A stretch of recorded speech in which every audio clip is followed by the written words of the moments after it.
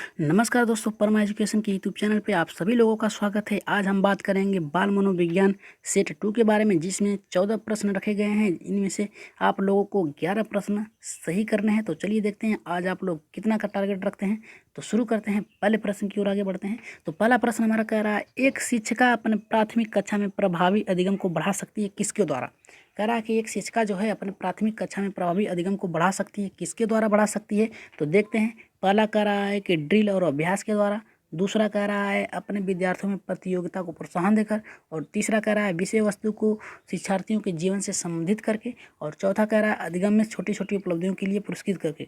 तो देखते हैं चारों एक बार फिर से, ड्रिल और अभ्यास के द्वारा, विद्यार्थियों में प्रतियोगिता प्रोत्साहन देकर, और चौथा है विषय वस्तु को जीवन से बालकों के जीवन से जोड़कर, और चौथा कह रहा है कि छोटी छोटी उपलब्धियों से पुरस्कार देकर। तो इसका चौथा का आंसर होगा, चौथे का आंसर होगा हमारा तीसरा। चलिए एक बार देख लेते हैं चारों धीरे धीरे से।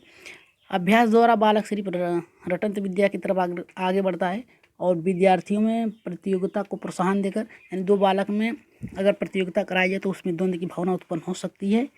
और तीसरा कह रहा है विषय वस्तु विद्यार्थियों के जीवन से संबंधित करके, यानी जो उनकी वातावरण, उनके परिवेश में जो वस्तु हैं उससे जोड़ कर पढ़ाया जाए। तो ये हमारा सही ही है। चौथा देख लेते हैं, अधिगम में छोटी छोटी उपलब्धियों के लिए पुरस्कार देकर। अगर हर प्रश्नों पर उनको पुरस्कार दिया जाएगा तो सकारात्मक भी हो सकता है और नकारात्मक असर भी पड़ सकता है। इसके आधार पर पहले का हमारा तीसरा सही होगा। तो चलिए आगे बढ़ते हैं दूसरे प्रश्न की ओर। दूसरा प्रश्न हमारा है, निम्नलिखित में से कौन सा विशेषता प्रतिभावान शिक्षार्थी की है, यानी कौन सी विशेषता जो प्रतिभावान शिक्षार्थी हैं उनकी है। तो पहला है, कक्षा की गतिविधियां चुनौतीपूर्ण नहीं होती है तो वह कम प्रेरित होते हैं और उब जाते हैं। दूसरा कह रहा है वह बहुत ही तुनक मिजाज के होते हैं। तीसरा कह रहा है वह रस्मी व्यवहार करते हैं, और चौथा आक्रामक और कुंठी हो जाता है। तो चलिए चारों एक बार देख लेते हैं। पहला कह रहा है कि कक्षा गतिविधि चुनौतीपूर्ण नहीं होती तो कम प्रेरित होता है। जो उच्च कोटि का बालक होता है या प्रतिभावान बालक होता है, अगर उसका कक्षा जो होता है, कक्षा का माहौल जो होता है चुनौतीपूर्ण नहीं होता है तो कम प्रेरित होता है और उब जाता है। दूसरा कह रहा है कि तुनक मिजाज, यानी वह नटखट मिजाज का होता है। और कह रहा है तीसरा कि रस्मी व्यवहार करता है, यानी उदंग व्यवहार करता है। और चौथा कह रहा है आक्रामक और कुंठित होता है, यानी वो चुपचाप बैठा रहता है, वह सुनता है, जैसा माहौल रहता है उसी के अनुसार अपना कार्य करता है। पढ़ना हो तो पढ़ना होता है, नहीं होता है तो नहीं होता है, यानी उससे कोई लेना देना ठीक से नहीं रहता है। तो इस आधार पे हमारा दूसरे का आंसर होगा पहला हमारा होगा। प्रतिभावान जो शिक्षार्थी होता है, कक्षा में होने वाली ऐसी गतिविधियां जो प्रेरित देने वाली या चुनौतीपूर्ण नहीं होती है तो उससे ऊब जाता है, क्योंकि ऐसे शिक्षार्थी हमेशा चुनौतीपूर्ण व आगे बढ़ने वाले विषयों से रुचि लेते हैं। तो चलिए आगे बढ़ते हैं तीसरे प्रश्न की ओर। देखते हैं तीसरा प्रश्न हमारा क्या कह रहा है, निम्नलिखित में से कौन सा उदाहरण प्रतिभाशाली विद्यालय की प्रथा है, यानी प्रतिभाशाली यानी उच्च कोटि के जो विद्यालय होते हैं उनकी प्रथा है, उनका नियम है। क्या है देखते हैं। पहला शारीरिक दंड, दूसरा व्यक्ति सापेक्ष अधिगम, तीसरा प्रतियोगात्मक कक्षा, और चौथा है निरंतर तुलनात्मक मूल्यांकन। चलिए एक बार चारों पे नज़र डाल लेते हैं क्या कह रहा है। जो उच्च कोटि के जो विद्यालय होते हैं, प्रतिभाशाली विद्यालय होते हैं, उनके जो छात्र होते हैं अगर वो अच्छे व्यवहार नहीं करते हैं या पढ़ने में ठीक नहीं होते हैं तो उन्हें शारीरिक दंड दिया जाना चाहिए। ये तो गलत है दंड। और व्यक्ति सापेक्ष अधिगम, यानी जो व्यक्ति है उसके सापेक्ष ही अधिगम, यानी जो उसका जैसे वो पढ़ना चाहता है उसके अनुसार उसे पढ़ाना। और तीसरा करता है कि प्रतियोगात्मक कक्षा, यानी हमेशा उनमें प्रतियोगिता की दौड़ लगाना, यानी उसमें आपस में दो छात्रों के बीच आपस में तुलना करना। और यहाँ कह रहा है कि चौथा निरंतर तुलनात्मक मूल्यांकन, यानी दो छात्रों के बीच जो सर्वश्रेष्ठ है उसका मूल्यांकन करना। इस आधार पे बताइए जल्दी से तीसरे का हमारा आंसर क्या होगा। तो तीसरे का आंसर होगा हमारा दूसरा, व्यक्ति सापेक्ष अधिगम, यानी जो जैसा उसका पढ़ने का मन है उसके अनुसार ही उसे पढ़ाना। तो चलिए चौथे प्रश्न की ओर आगे बढ़ते हैं। चौथा प्रश्न हमारा क्या कह रहा है। चौथा प्रश्न कह रहा है कि विकास जो होता है किस दिशा में आगे बढ़ता है, यानी विकास का सिरा पदोन्मुख दिशा सिद्धांत व्याख्या करता है। किसकी व्याख्या करता है। पहला है भिन्नों से एकीकृत कार्यों की ओर, दूसरा सिर से पैर की ओर, तीसरा ग्रामीण से शहरी क्षेत्रों की ओर, और चौथा जो होता है सामान्य से विशिष्ट की ओर।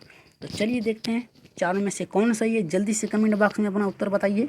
ये बहुत ही महत्वपूर्ण है, सीटेट में कई बार पूछा जा चुका है कि विकास जो होता है उसका सिद्धांत किसकी व्याख्या करता है, या उस विकास जो होता है किस तरफ से आगे बढ़ता है। तो चलिए देखते हैं चारों एक एक करके। भिन्नों से एकीकृत कार्यों की ओर बढ़ता है। कह रहा है कि भिन्नों से एकीकृत यानी जो सभी बालक हैं उनमें भिन्न है लेकिन सभी को एक तरफ लेके चलता है। एकीकृत यानी एक करके लेके चलता है। दूसरा सिर से पैर, विकास जो होता है सिर से पैर की तरफ होता है। और तीसरा कह रहा है कि ग्रामीण से शहरी के क्षेत्रों की ओर होता है। ये कोई मान्य थोड़े नहीं है कि जो विकास होता है वो ग्रामीण से लेकर शहर की तरफ बढ़े। यहाँ पे बात कर रहा है बालक की विकास की बात कर रहा है, न कि गांव और शहर की बात कर रहा है। चौथा कह रहा है सामान्य से विशिष्ट, यानी जो बालक एक सामान्य होते हैं, यानी जो पढ़ने में ठीक ठाक होते हैं उसे और तगड़ा के आगे की तरफ बढ़ते हैं। तो बताइए चौथे का हमारा आंसर क्या होगा। चौथे का आंसर होगा हमारा दूसरा, सिर से पैर की ओर। चौथे का हमारा आंसर होगा दूसरा। देखें दूसरा क्या कहता है, विकास का सिर पदामुख दिशा सिद्धांत सिर से पैर की ओर और विकास को आगे बढ़ाता है। चलिए पाँचवें की तरफ आगे बढ़ते हैं। पाँचवा प्रश्न देखते हैं क्या कह रहा है। पाँचवा प्रश्न कह रहा है भाषा विकास के लिए सबसे संवेदनशील समय निम्नलिखित में से कौन है। यानी जो भाषा सीखने का जो समय होता है, संवेदनशील समय होता है, वो कौन सा होता है। पहला है मध्य बचपन का समय, दूसरा वयस्कावस्था, तीसरा प्रारंभिक बचपन का समय और चौथा जन्म पूर्व के समय। तो जल्दी से बताइए पाँचवें का आंसर। विकास का संवेदनशील समय कब होता है, यानी भाषा जो सीखने के समय होता है वो कब होता है। पहला कह रहा है मध्य बचपन का समय, दूसरा वयस्का, चौथा कह रहा प्रारंभिक बचपन और तीसरा प्रारंभिक बचपन और चौथा जन्म पूर्व का समय। तो हमारा पाँचवें का आंसर बताइए। पाँचवें का आंसर जो होता है जन्म पूर्व समय, यानी जन्म के पहले ही बालक कैसे भाषा का विकास कर सकता है। ये तो गलत हो गया हमारा। और वयस्क अनुसार, यानी जो किशोरावस्था होता है इसके बाद वाली, उसके बाद तो भाषा का विकास पहले ही हो चुका होता है। मध्य बचपना यानी बचपन जो होता है, यानी शैशवावस्था और बाल्यावस्था के बीच की जो अवस्था है उसे मध्य बचपना कहते हैं। उसमें तो भाषा बालक जो होता है अपने इंद्रियों के द्वारा ही सीखता रह जाता है। तो इस आधार पे हमारा पाँचवें का तीसरा सही होगा। प्रारंभिक बचपन का समय, इसमें क्या होता है बच्चों में भाषा विकास के लिए सर्वाधिक संवेदनशील समय प्रारंभिक बचपना समय का होता है। इस अवस्था में बालक की अनुभूति सरल एवं स्पष्ट एवं सही होती है। तो चलिए आगे बढ़ते हैं अपने छठे प्रश्न की ओर। चैनल को सब्सक्राइब और लाइक करते चलिए और अपना उत्तर कमेंट बॉक्स में लिखते चलिए। चलिए देखते हैं छठा क्या कह रहा है। छठा कह रहा है निम्नलिखित में से कौन सा सामाजिक गौड़ वाहक हो सकते हैं। यहाँ पे गौड़ एक मुख्य नियम, 3 मुख्य नियम और 5 गौड़ नियम बताए गए हैं ठंडाई के द्वारा। तो चलिए देखते हैं कौन सा छठवें का सही होता है। विद्यालय और पास पड़ोस, दूसरा है विद्यालय और निकटतम परिवार के सदस्य, तीसरा कह रहा है परिवार और रिश्तेदार, चौथा कह रहा है परिवार और पास पड़ोस। तो जल्दी से बताइए छठे का आंसर क्या होगा। तो छठे का आंसर होगा हमारा पहला। छठे का आंसर हमारा होगा पहला, विद्यालय और पास पड़ोस। बालक जो होता है अपने सामाजिक कार्यों को सीखता है। पहले तो उसका सामाजिककरण जो होता है विद्यालय में प्रवेश करने से ही शुरू हो जाता है और उसको सीखता है अपने आसपास पड़ोस से सीखता है। चलिए आगे बढ़ते हैं सातवें प्रश्न की ओर। सातवां प्रश्न हमारा क्या कह रहा है। लेवाइगोस्की के अनुसार संज्ञा विकास का मूल कारण है। यहाँ पे कह रहा है लेवाइगोस्की के अनुसार संज्ञा विकास का मूल कारण है। क्या है, पहला सामाजिक अन्योन्य क्रिया, दूसरा मानसिक प्रारूपों का समायोजन, तीसरा कह रहा है उद्दीपक अनुक्रिया युग्म और चौथा कह रहा है संतुलन। तो बताइए जल्दी से सातवें का आंसर क्या होगा। तो सातवें का आंसर होगा हमारा पहला सामाजिक अन्योन्य। तो इसमें क्या कहता है देख लेते हैं हम लोग एक बार ध्यान से। तो इसमें कहता है लेवाइगोस्की के अनुसार संज्ञानात्मक विकास का मूल कारण सामाजिक अन्योन्य है, जिसका मानना है कि बालक के संज्ञानात्मक विकास में समाज एवं सांस्कृतिक जो होता है उसके परिवेश में जो भी कार्य होते हैं उससे संबंधित है के बीच संवाद एवं महत्वपूर्ण आयाम है, जिसमें बालक ज्ञान का निर्माण करता है। तो सातवें का आंसर जो होगा हमारा पहला। तो चलिए आगे बढ़ते हैं 8वें प्रश्न की ओर। 8वां प्रश्न देखते हैं क्या कह रहा है हमारा। यहाँ पे 8वां प्रश्न जीन पियाजे से लिया गया है, जो लगभग आते ही रहते हैं प्रश्न में, सीटेट यूपीटेट दोनों में आते हैं। तो चलिए देखते हैं। जीन पियाजे के अनुसार अधिगम के लिए निम्नलिखित में से क्या आवश्यक है। कह रहा है कि जीन पियाजे कह रहे हैं कि अधिगम के लिए क्या आवश्यक है। अधिगम इस होता है सीखना, यानी बालक के सीखने में क्या आवश्यक है। तो देखते हैं। पहला हमारा कह रहा है कि वयस्कों के व्यवहार का अवलोकन करना, ईश्वरीय न्याय पर विश्वास, और तीसरा कह रहा है शिक्षकों और माता पिता का द्वारा पुनर्बलन, और चौथा हमारा कह रहा है कि शिक्षार्थी के द्वारा पर्यावरण की सक्रिय खोजबीन। तो चलिए देखते हैं क्या होगा हमारा 8वें का आंसर। जल्दी से बताइए कमेंट बॉक्स में क्या होगा 8वें का। 8वें का आंसर क्या होगा हमारा।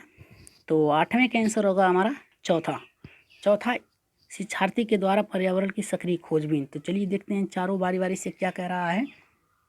पहले चौथे के बारे में जान लेते हैं, चौथा उत्तर क्या कह रहा है, फिर इसके बाद चारों के बारे में देखते हैं। जीन पियाजे के अनुसार शिक्षार्थी के द्वारा जब पर्यावरण की सक्रिय खोजबीन की जाती है तो सीखने के व्यवहार में आता है। यानी जो बालक होता है पर्यावरण में रह के नई नई वस्तुओं को देखता है, उसे सीखता है, तो वो सीखने के व्यवहार में आता है। बालक हमेशा पर्यावरण के साथ व्यवहार करता है, यानी अपने परिवेश में जैसा रहता है उस अनुसार ढल जाता है। तो देखते हैं पहला क्या करा है, वयस्कों के व्यवहार का अवलोकन, यानी जो उससे बड़े होते हैं, बालक से जो बड़े होते हैं जैसा वो व्यवहार करता है उसे अवलोकन, यानी उसको देखता है और अपने में ग्रहण कर लेता है व्यवहार में।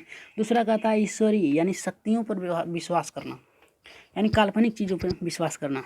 और तीसरा कह रहा है शिक्षकों और माता पिता द्वारा पुनर्वर्ण, यानी शिक्षक जो होते हैं और माता पिता जो होते हैं उसे जिसके लिए पुनर्वर्ण यानी प्रोत्साहन करते हैं, यानी सीखने के लिए प्रेरित करते हैं, उससे संबंधित है। और चौथा शिक्षार्थियों द्वारा सक्रिय खोजबीन, यानी खोजबीन यानी वो संज्ञानात्मक विकास की तरफ आगे बढ़ता है, खोज की तरफ आगे बढ़ता है। तो हमारा चौथा सही होगा 8वें का। चलिए आगे बढ़ते हैं भैया, लाइक करते चलिए। देखते हैं चौथा क्या कहता है, 9वां क्या कहता है। लिंग है, लिंग से संबंधित है, हमारे जो जेंडर है उससे संबंधित है। तो चलिए देखते हैं क्या कह रहा है। पहला सामाजिक संरचना, दूसरा सहज गुण, और तीसरा है सामाजिक संरचना, और चौथा है जैविक सत्ता। पहला शारीरिक संरचना, दूसरा सहज गुण, तीसरा सामाजिक, और चौथा जैविक सत्ता। तो जल्दी से बताइए लिंग क्या है, कमेंट करते चलिए। आप लोगों के जो कमेंट है हमें प्रोत्साहन करता है। तो चलिए देखते हैं 9वें का आंसर क्या होगा। 9वें का आंसर होगा हमारा तीसरा। 9वें का आंसर होगा हमारा सामाजिक संरचना है। लिंग जो होता है सामाजिक संरचना होता है। चलिए देख लेते हैं क्या है। लिंग एक सामाजिक संरचना है जिसके अंतर्गत समाज में स्त्री पुरुष आदि का निर्धारण किया जाता है, यानी समाज ही बांटता है कि ये स्त्री हैं, ये पुरुष हैं, ये जानवर हैं, ये कोई और है, अन्य हैं, पेड़ पौधे हैं। इसका जो सामाजिक संरचना यहीं से शुरू होता है, इसलिए हमारा 9वें का आंसर होगा तीसरा। और देख लेते हैं पहला क्या कह रहा है, शारीरिक संरचना, यानी शारीरिक के आधार पर लिंग गुण दोषों का निर्माण करना, यानी उसकी व्याख्या करना। और दूसरा कह रहा है सहज गुण, सहज में से उसके जो गुण हैं, उसके जो व्यवहार हैं, उसके आधार पे उसके लिंग को बांटना, यानी उसके जेंडर को बांटना। चौथा कह रहा है कि जैविक सत्ता का तात्पर्य इससे है कि हम आसपास जिससे अपने व्यवहार को ढाल लेते हैं उसके आधार पर उससे बांटना। लेकिन हमारा यहाँ पे सामाजिक संरचना ही सही होगा। लिंग है एक सामाजिक संरचना। तो चलिए आगे बढ़ते हैं 10वें प्रश्न की ओर आगे बढ़ते हैं। 10वां प्रश्न देखते हैं क्या कह रहा है हमारा। 10वां प्रश्न कह रहा है एक शिक्षक अपनी कक्षा के व्यक्तित्व भिन्नता से निपटने के लिए क्या कर सकता है। यानी व्यक्तित्व भिन्नता यानी अलग अलग जो जगह से बालक आते हैं वो अलग अलग प्रकार के होते हैं, अलग अलग भिन्न होते हैं। किसी की IQ लेवल अधिक होती है, किसी की कम होती है, कि कोई पढ़ने में अधिक होता है, कोई नहीं होता है। तो उनसे निपटने के लिए एक शिक्षक क्या कर सकता है। तो चलिए देखते हैं। पहला कह रहा है बच्चों को उनके अंकों के आधार पर अलग करना। दूसरा कह रहा है बच्चों से बातचीत और उनके दृष्टिकोण को महत्व देना। और तीसरा कह रहा है कठोर नियम बनाएंगे। और चौथा कह रहा है शिक्षण और आकलन के समान और मानक तरीके हो। तो जल्दी से बताइए 10वें का आंसर क्या होगा हमारा। तो 10वें का आंसर जल्दी से बताइए। तो 10वें का आंसर होगा हमारा दूसरा। 10वें का आंसर होगा हमारा दूसरा देखते हैं दूसरा क्या कह रहा है। दूसरा कह रहा है बच्चों से बातचीत करेंगे और उनके दृष्टिकोण को महत्व देंगे। यानी बालक जो होते हैं अलग अलग समाज से आते हैं, अलग अलग जगह से आते हैं, उनमें अलग अलग भाषाएं होती हैं। उनके भाषाओं को उनके जो मानसिक दृष्टि है उसे उसको महत्व देना, उनसे बात करना और उनके सामाजिक संस्कृति को से प्रेम करना, उनसे बातें करना, यही कह रहा है दूसरा कि उनसे बातचीत करना और दृष्टिकोण को महत्व देना। पहला कह रहा है उनके अंकों के आधार पर अलग करना, यानी वो कितने अंक पाते हैं, कौन अच्छा है कौन बुरा है, यानी किसने परीक्षा में कितना अंक लाया है, उस आधार पे जो होता है कुछ बालक को अलग करना, कुछ बालक को अलग करना, उससे पढ़ाना। और तीसरा कह रहा है कठोर नियम बनाना, यानी जो बालक विद्यालय की जो नियम है उसे नहीं मानता है तो उसकी वो बनाना कि बालक उसके अनुरूप ढले। और चौथा कह रहा है शिक्षण आकलन के समान मानक तरीकों, यानी पढ़ाने का ढंग क्या है उसे तैयार करना।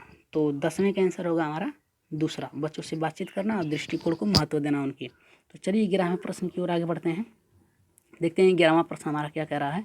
11वां प्रश्न कह रहा है आकलन उद्देश्यपूर्ण होता है, यानी आकलन यानी जो बालक का अंकन करना है उनके IQ लेवल की, उसका उद्देश्यपूर्ण क्या होता है। पहला कह रहा है कि इससे छात्र और शिक्षकों की प्रतिपुष्टि यानी फीडबैक प्राप्त होता है। दूसरा कह रहा है ये वर्ष में केवल एक बार हो।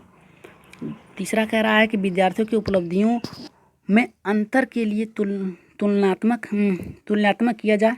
और चौथा कह रहा है इससे विद्यार्थियों में भय और तनाव का संचार हो। देखते हैं इसका आंसर क्या होगा 11वें का। जल्दी से बताइए कि 11वें का आंसर क्या होगा। तो 11वें का आंसर होगा हमारा पहला, इससे छात्र और शिक्षकों की प्रतिपुष्टि फीडबैक प्राप्त होगी। आकलन करने से ये पता चलता है कि बालक की कमियां क्या हैं, उसे कैसे दूर किया जाए, और शिक्षक जो होता है उसकी कमियां क्या है, पढ़ाने में कैसा है, उसे फीडबैक मिलता है कि जैसे शिक्षक सही से पढ़ा पा रहा, हमारे में क्या कमी है, हम बालक को कैसे पढ़ा रहे हैं कि बालक कुछ नहीं आ रहा है या आ रहा है। उससे हम ये जान जाएंगे कि बालक की कमी क्या है, उसको दूर कैसे किया जा सकता है। और छात्र जो होता है उसका अंकन करना, यानी उसकी सतत जो पेपर होती है उसका हर हफ्ते में लेना या लगातार लेते रहना, इससे पता ये चलता है कि बालक ने कितना सीखा कितना नहीं सीखा और हमें क्या सिखाना चाहिए। तो हमारा 11वें का आंसर होगा, 11वें का आंसर हमारा है पहला, इससे छात्र और शिक्षकों की फीडबैक प्राप्त होगी। तो चलिए आगे बढ़ते हैं 12वें प्रश्न की ओर। 12वें का प्रश्न हमारा है राष्ट्रीय पाठचर्या, ये NCF 2005 के से लिया गया है। दिया है राष्ट्रीय पाठचर्या की रूपरेखा NCF के अनुसार शिक्षक होगा, यहाँ पे टाइप करने में मिस्टेक हो गया है तो यहाँ शिक्षक होगा। शिक्षक की भूमिका है, यानी राष्ट्रीय पाठचर्या की रूपरेखा के अनुसार NCF 2005 के अनुसार शिक्षक की क्या भूमिका होती है। प्राथमिक स्तर पे पूछ रहा है कि शिक्षक की भूमिका क्या होगी। तो पहला है अधिनायकी की, दूसरा है अनुमति परक की, और तीसरा है सुविधादाता की, और चौथा है सत्तावादी की। तो जल्दी से बताइए 12वें का आंसर क्या होगा हमारा। तो 12वें का आंसर देखते हैं। 12वें का आंसर होगा हमारा सुविधादाता। देखते हैं क्या है इस सुविधादाता क्या होता है। 12वें का राष्ट्रीय पाठचर्या की रूपरेखा 2000 NCF 2005 के अनुसार शिक्षक का उद्देश्य बच्चों के सीखने की सहज इच्छा और उपयुक्तियों की समृद्ध बनाना है जो सुविधाजनक हो। यह व्यवस्था सभी राज्यों में लागू की गई है। NCF 2005 के अनुसार जो शिक्षक और छात्र का जो मेल जोल होता है उसके लिए शिक्षक उन्हें प्रेरित करे, आगे बढ़ने में मदद करे, सुविधादाता के रूप में जाना जाता है। तो 12वें का हमारा तीसरा सही होगा। तो चलिए आगे बढ़ते हैं 13वें प्रश्न की ओर। एक प्रश्न आप लोगों के लिए छोड़ दिया गया है 14वां 13वां, जल्दी से बताइएगा क्या होगा। अनुसंधान सुझाते हैं कि एक विविध कक्षा में अपने शिक्षार्थियों से शिक्षिका की अपेक्षा विद्यार्थियों की अधिगम में कैसी होनी चाहिए। तो पहला कह रहा है कि एक निर्धारण होता है। दूसरा कह रहा है कि साथ संबंधित नहीं मानी जाती, यहाँ नहीं माने जाने की बात कर रहा है। और तीसरे का बात कर रहा है कि पर कोई प्रभाव नहीं छोड़ती, और चौथा कह रहा है महत्वपूर्ण प्रभाव छोड़ती है। तो देख लेते हैं क्या कह रहा है हमारा 13वां है अनुसंधान सुझाते हैं। अनुसंधान यानी जो प्रयोगशाला है वो सुझाते हैं कि विविध कक्षा यानी विभिन्न प्रकार के जो कक्षाएं होते हैं, किसी कक्षा में बालक अच्छे होते हैं, किसी में पढ़ने में कम होते हैं, उससे संबंधित है। विद्यार्थियों में शिक्षिका की अपेक्षा विद्यार्थियों की अधिगम कैसी होती है। तो 13वें का आंसर बताइए जल्दी से। 13वें का आंसर क्या होगा हमारा। 13वें का आंसर बता दीजिए जल्दी से क्या होगा। तो चलिए देखते हैं 13वें का आंसर हमारा क्या होगा। 13वें का आंसर होगा हमारा चौथा, पर महत्वपूर्ण प्रभाव छोड़ती है। सही बात है कि जो अनुसंधान विविध कक्षा में जो विद्यार्थी होते हैं वो शिक्षिका की अपेक्षा विद्यार्थियों के अधिगम में महत्वपूर्ण प्रभाव छोड़ते हैं। 13वां चौथा होगा। इसको देख लेते हैं क्या कह रहा है। अनुसंधानों के आधार पर यह कहा जाता है कि एक विविध कक्षा में अपने विद्यार्थियों से शिक्षिका जो होती है अपेक्षाएं विद्यार्थियों में अधिगम की महत्वपूर्ण प्रभाव डालती है। यानी पढ़ने में उनकी रुचि क्या है क्या नहीं है, शिक्षिका कैसे पढ़ाते हैं। अगर अध्यापक जैसे पढ़ाएंगे बालक वैसे ही ढलता चला जाएगा। अगर छात्रों की नींव ही मजबूत नहीं रहेगी तो वो उनका निर्माण नहीं सही से हो पाएगा। इसलिए इस आधार पे हमारा चौथा सही है। उनको महत्वपूर्ण प्रभाव डालते हैं कि शिक्षक कैसे पढ़ा रहे हैं, कैसे नहीं पढ़ा रहे हैं, बालक कैसे पढ़ रहे हैं।